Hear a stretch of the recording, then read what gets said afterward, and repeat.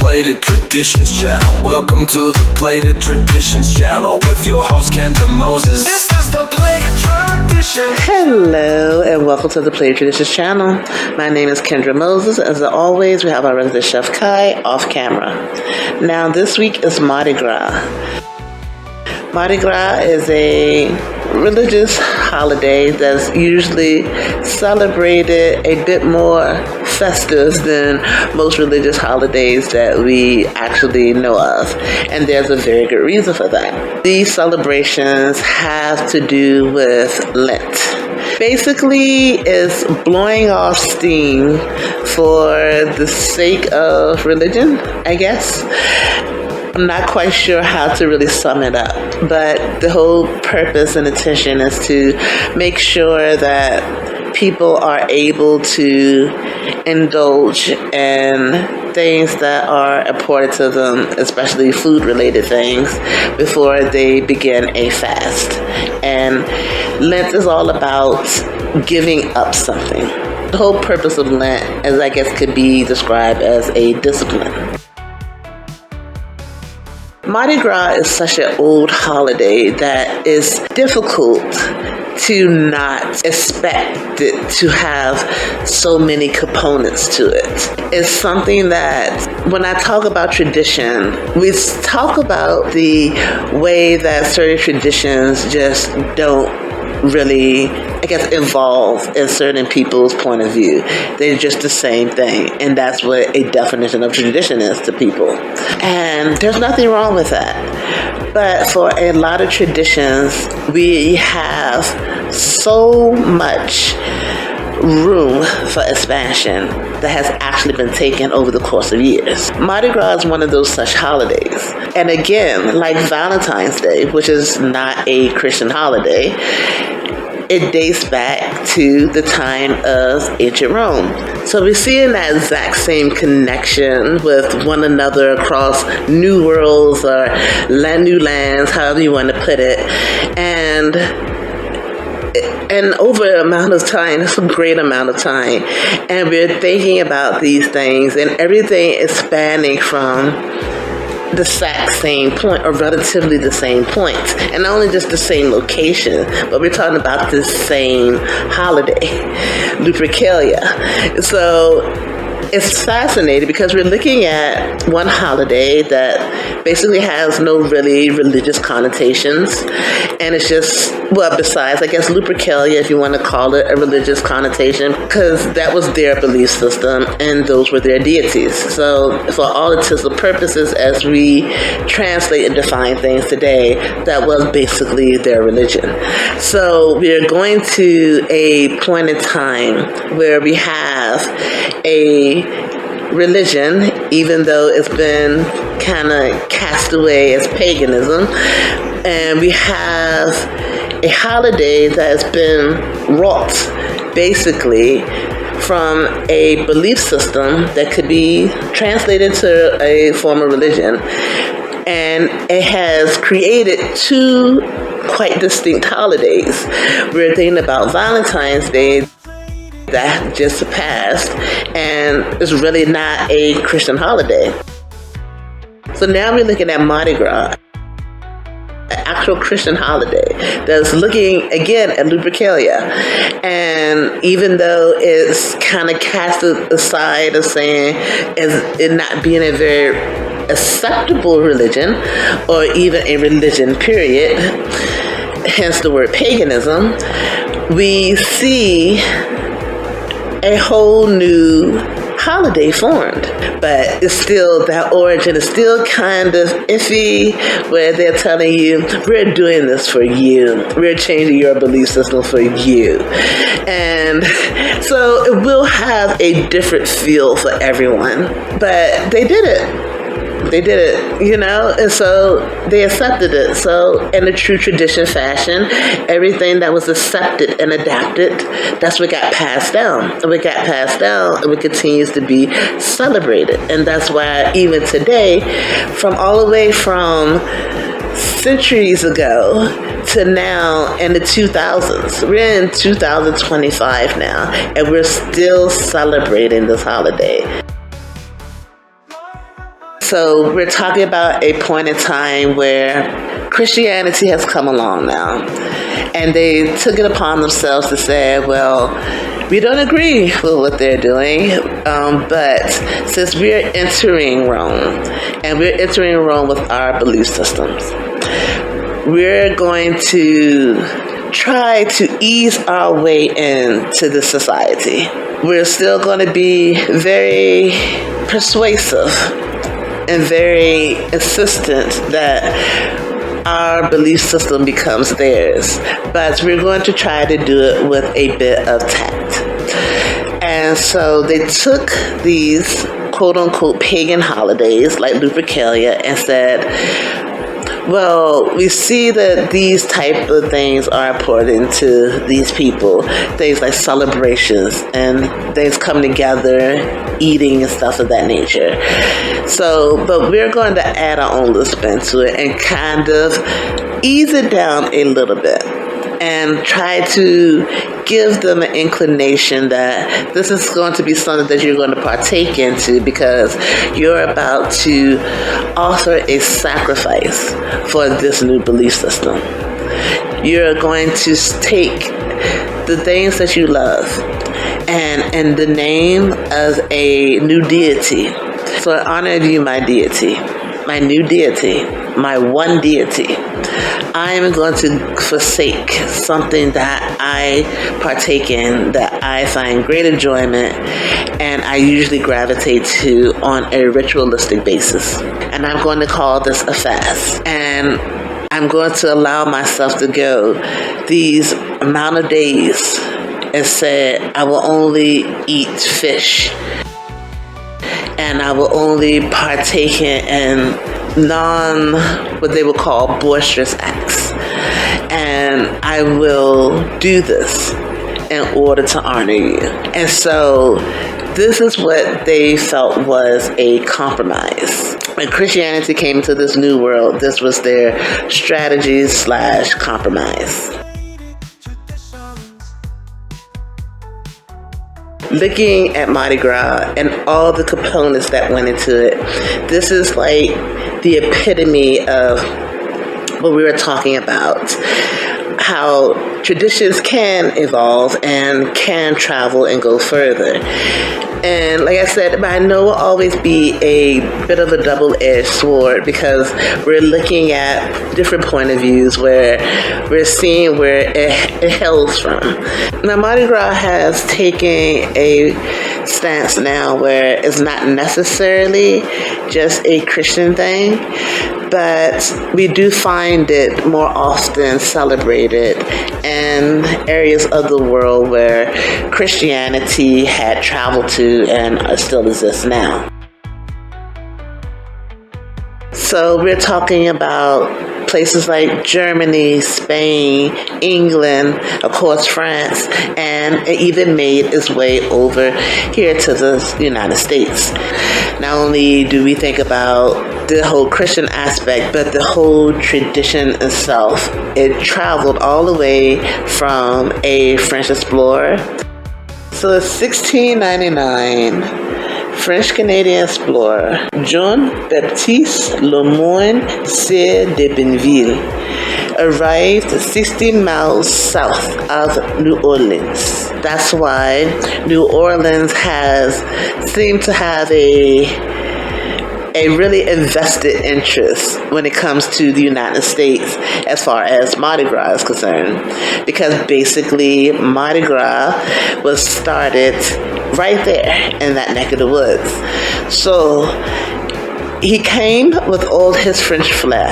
Not long after, considering he was an explorer, he established New Orleans in 1718. So he continued the tradition on from the French roots over here now in the United States. And this is where he set up a boeuf gras. And boeuf gras is a translation, fat beef.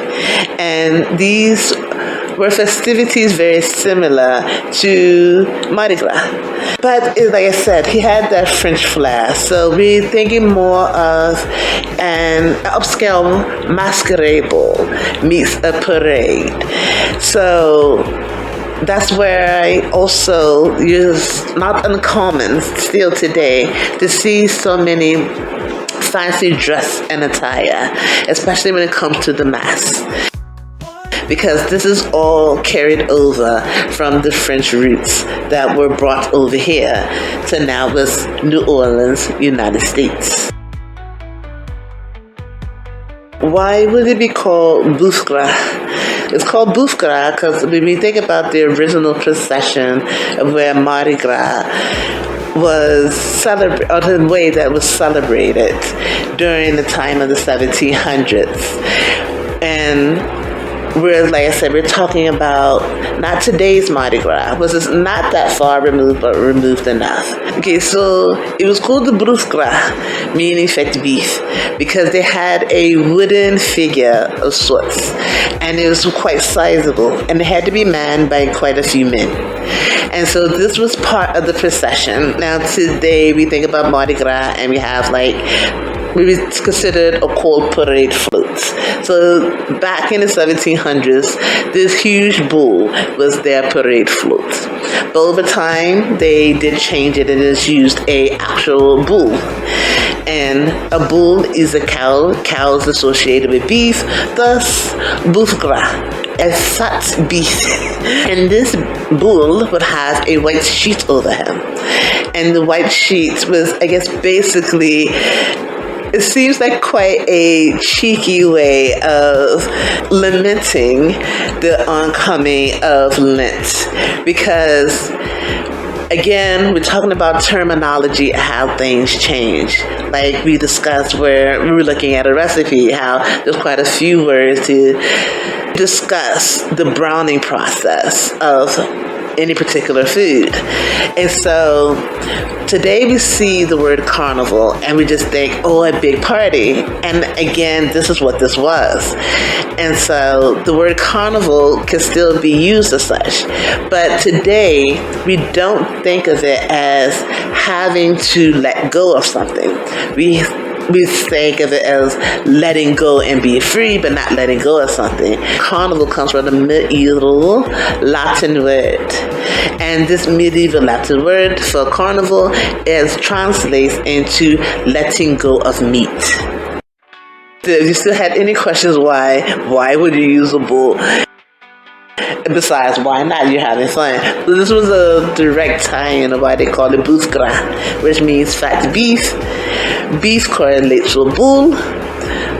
The bull was sizable, whether or not we were talking about this wooden creation or the actual bull itself being paraded with a white sheet over his head to signify that in a few hours they will have to say they cannot partake into this particular item or this particular animal as a food source for the next 40 days. For the next 40 days, I'm afraid it was mostly fish.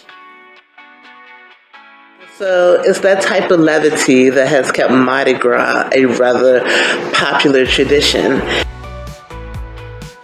When we think about religion, we already have in our mind that there is a certain expectation when it comes to practicing a religion and when it comes to either being in a religious place like a church, a mosque, or what have you. And so there are pretty specific protocols of how you're expected to act. And these ideally should be treated the same way because the whole point of our belief systems is to navigate us basically in the everyday life. So it's supposed to still have a pretty impactful influence on you. So Lent is a way, I guess, of proving or honoring this disciplinary system without making it sound like too much of a chastisement rather than something that you're willfully doing in the namesake of whatever your belief system is. Also, Lent is typically a Christian belief system. So during this time of year before Easter, Lent occurs. And Lent is it's a tithing, if you want to call it that way. I guess it's as simple as explanation as any. A tithing, not necessarily on a monetary basis, but you're basically giving yourself unto your faith. And by doing so, you're saying that your faith allows you to say that you could do without certain things that aren't necessarily a necessity, even though it's something that you typically depend on or gravitate to throughout the course of the rest of the year. So Mardi Gras is the time where you're able to say you're going to get as much enjoyment out of, life as you possibly can before you make this, sacrifice.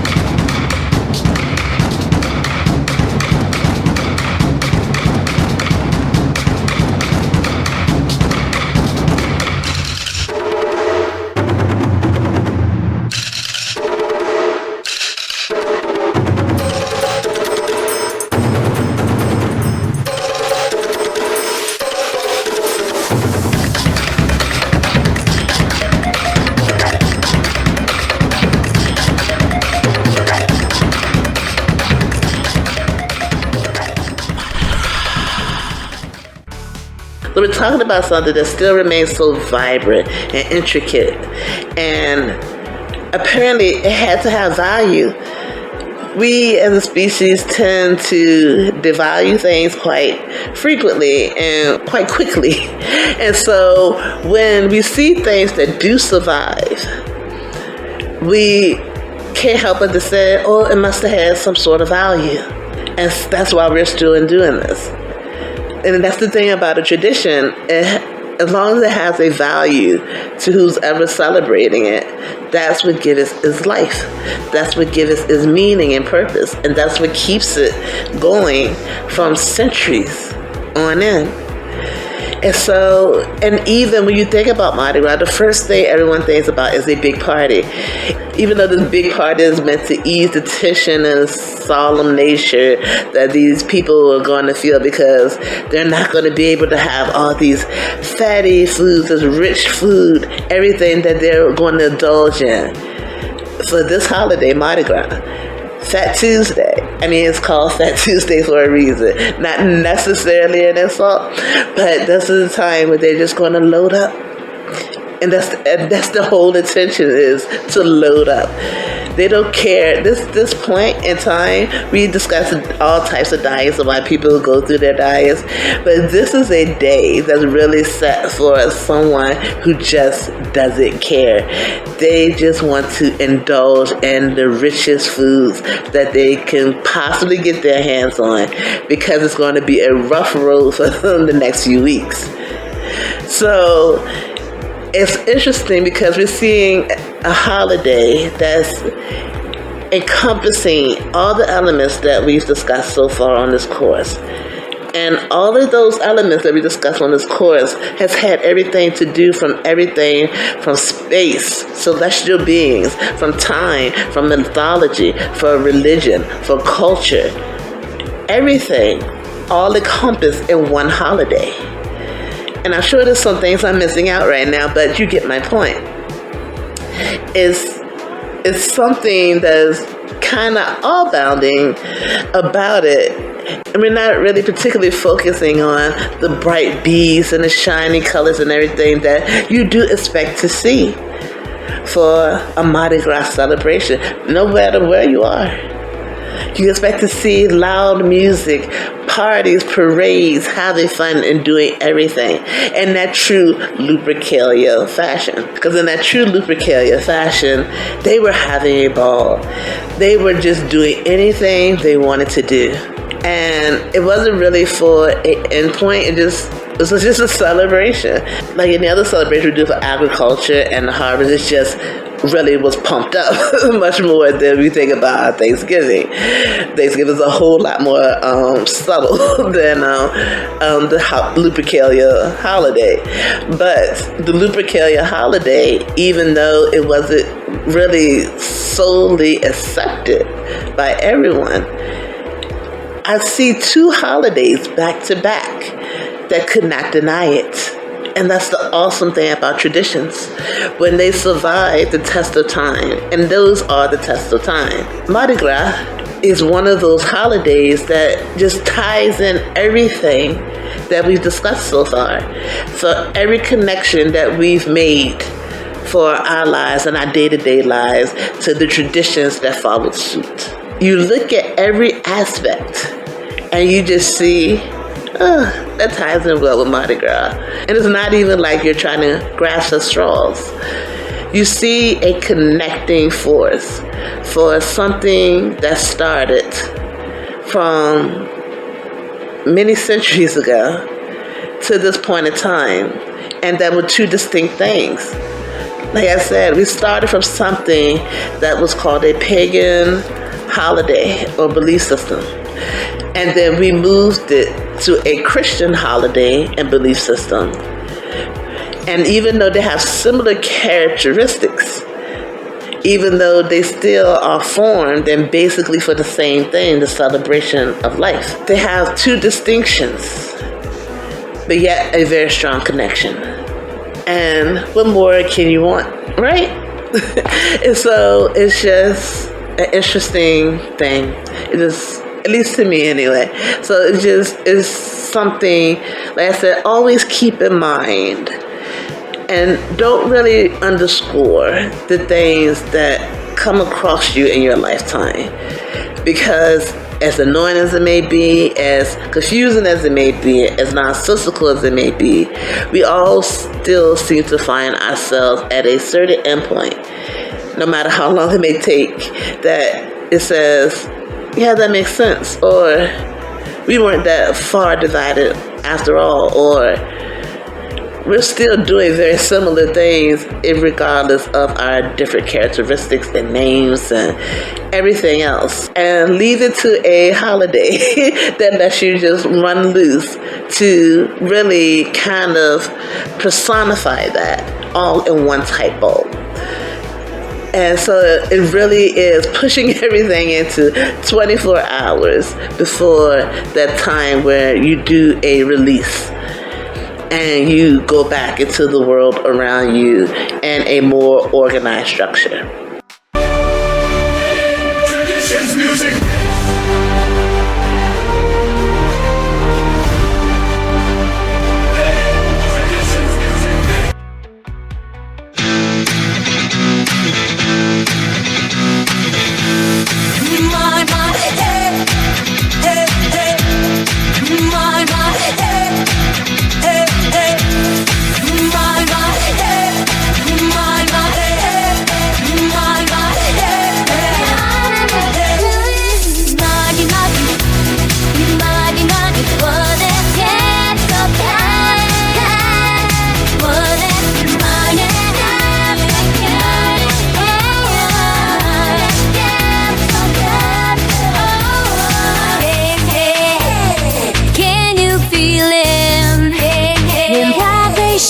Shaking, round, round, and you feel that free, sounds, we flew just before, let's around, hey, and I'm just going, wait, into the air, around.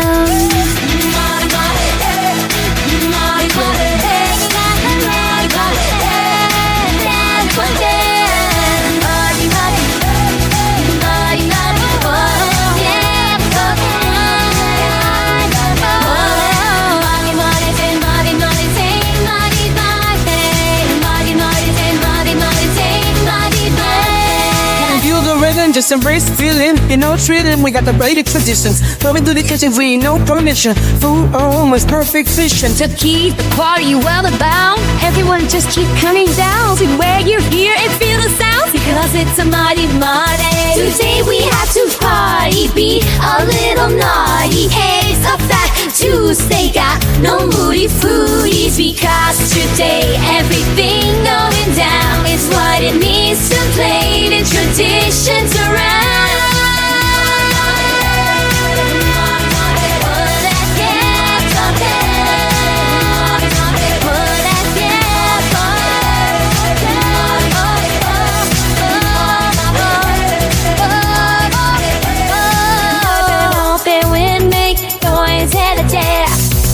Me at you and they'll say they don't even break the prayer.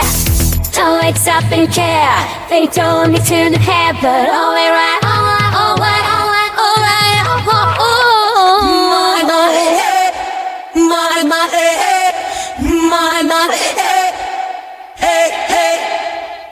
Thank you again for joining us for another week. We hope to see you again next time. Bye bye.